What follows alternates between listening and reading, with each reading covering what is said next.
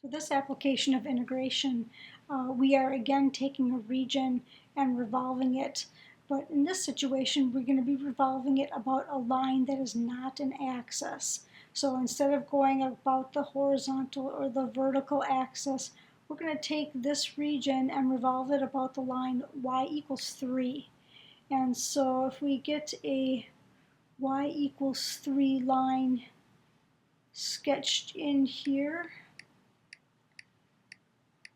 we're going to be revolving that region about this axis or this horizontal line there. And so if you remember, we did this in the last section and we revolved it about the x-axis, which gave us this region that was that far away, a fair distance away. It gave us this large gaping hole in the middle. In this case, as we take that same region and revolve it around this axis of y equals 3, which is much closer to the shape, you see that we revolve it about here. In fact, this part of the solid never leaves the axis. So it's actually, we don't even really have a hole that goes completely through. It just stops there at the very bottom. And so since, as you might guess, if we take this same region and revolve it around an axis much closer to it, we're going to get a smaller volume overall. And so we really approach this in the same way we've approached all these problems, and that is we look at this incremental rectangle and we come up with an expression that represents large R of x and lowercase or little r of x. Our large R of x is the location farthest away from the axis of rotation.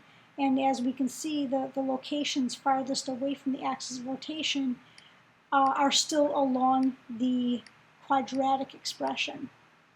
Okay, and the other lowercase r of x are going to be that function that is closest to the axis of rotation, which is going to be the function that is linear. And so now it comes in to play is how do we express these two functions. Large R of x goes from this location, the axis of rotation, to the quadratic function. And so if this is the expression for the quadratic function, you might notice that this expression takes us all the way down to the axis, but we don't need to go down that far. And so what we have to do is we have to subtract off this portion of the expression to get us an expression that just goes from this axis to that quadratic function. So our large R of x becomes our function 6 minus 2x minus x squared, and then we have to subtract off this distance, and this distance is 3 minus 3. So that red parabola, or that red quadratic, is really only, if we combine like terms here, this ends up being 3 minus 2x minus x squared. That red quadratic relative to the line y equals 3 is really this expression. And likewise, we need to do that with the linear function. So if we take a look at that linear function, and we do the same thing, we subtract 3 from that function as well, because we just want to measure from this line y equals 3 up to here, instead of measuring all the way back down to 0. So we have the linear expression x plus 6, and then we're going to subtract off 3 again. And so if we combine like terms here, we get x plus 3 as the function little rx. And so to find the volume, then we can go ahead and set this up in our integral here. So we got pi, and this is the same region. So this same region has the same points of intersection here and here. So we have a point of intersection here, which is -3, a point of intersection here, which is 0. We found that in the other in the other assignment. And we'll take our large R of x, 3 minus 2x minus x squared, and we'll square that. And then we'll subtract off our lowercase r of x, x plus 3. And we'll square that, and we'll cap all that off with a differential dx.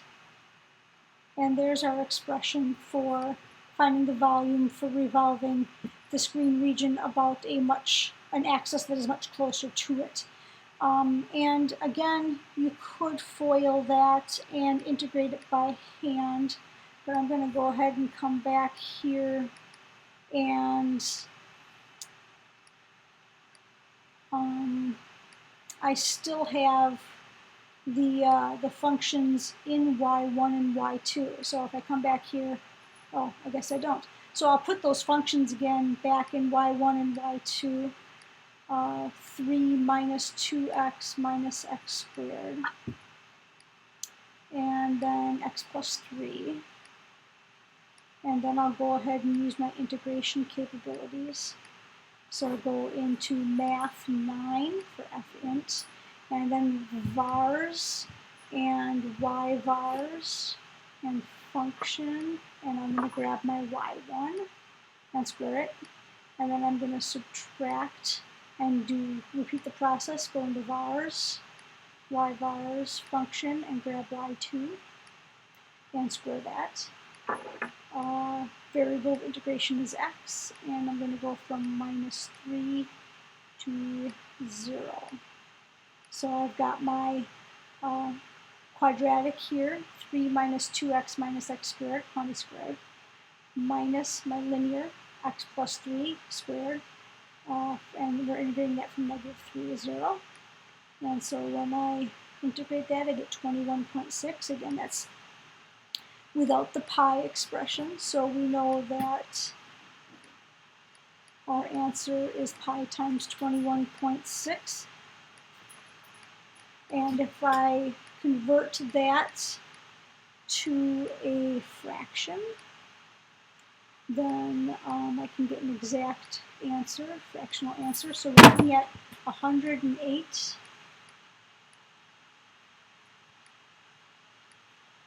over 5 times pi for an exact answer in cubic units. In this example, we have a region that is enclosed by 4 linear expressions. So we have y equals 0, which is down here in blue. We have y equals 4, which is in yellow. We have y equals 6 minus x, which is the red oblique line. And we have x equals 0, which is the green line. And so if we take a look at that region, we have this region right here, which is the shape of a trapezoid. And we're going to revolve that region about this line, x equals 6. And so if we take a look at this and take a look at this outer edge, revolving that around the line x equals 6 just makes a cylinder. So really what we have here is a cylinder, and then in the center here, this oblique line, when rotated, creates a cone. And so we really have a cylinder with a hole that is a cone shape. And so really you could handle this entire problem without using calculus at all. But we are going to set it up using calculus. So if we look at that representative rectangle, that's not a rectangle. There we go. If we look at the representative rectangle here that we're going to rotate about this line, x equals 6, then the outer rectangle, the outer edge of that rectangle, is the line x equals 0. So at this point, this distance from here back to the line of rotation is our big R of y. Remember, this is a dy problem. since this representative rectangle has an incremental width dy. And so that distance, if you notice, always remains at 6. So our sub y is 6 units long. Our lowercase r sub y is the distance from the inner surface to the axis of rotation. So that shorter distance r sub y is going to be measured from the axis of rotation to this point, or this, anywhere along this line, really. And so this line correlates back to this function here, y equals 6 minus x. And this point on the Cartesian plane is the point x comma y. So this distance is the distance x. And this distance, which is the distance we need then, is going to be 6 minus x. So our little r sub y is going to be the expression 6 minus x. Now where we get the x from is we take that function, because it does relate back to that line, and we solve it for x, so we can substitute it in here. So taking this linear expression, y equals 6 minus x, and solving it for x, so I'm going to take x to the other side, and I'm going to take y to the other side, and I'm going to do that all in one step. And so as I do that, I get x equals 6 minus y. So lowercase r sub y is going to be the expression 6 minus y. And so when we simplify that, we end up getting the expression y. So that is the distance from the axis of rotation back to this red line. And so now we can go ahead and set up the integral of integration for our volume. So our volume is going to be pi big R squared, 6 squared, minus little r squared, y squared, dy. And the limits of integration then, as we stack these washers up, are going to go from 0 to 4. And so we're going to have a lower limit of 0 and an upper limit of 4. And as we, this is obviously simple enough to integrate by hand, so we'll go ahead and integrate this one by hand. So go ahead and simplify this expression. This is 36 minus y squared. And integrating that expression, we get 36y minus y cubed over 3. And substituting in the lower and upper bounds, we're going to get 36 times 4 minus 4 cubed over 3. And then putting in the lower bound, that all will equal 0. And so simplifying this then gets us, let's see, 36. Oops. Reset that graphing calculator. There we go. Okay, so 36 times 4 is 144.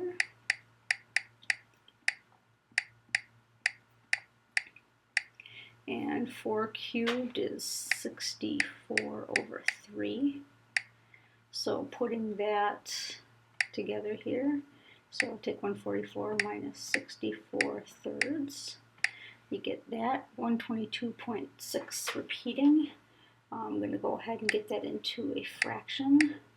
And so our answer then is 368 pi over 3 cubic units.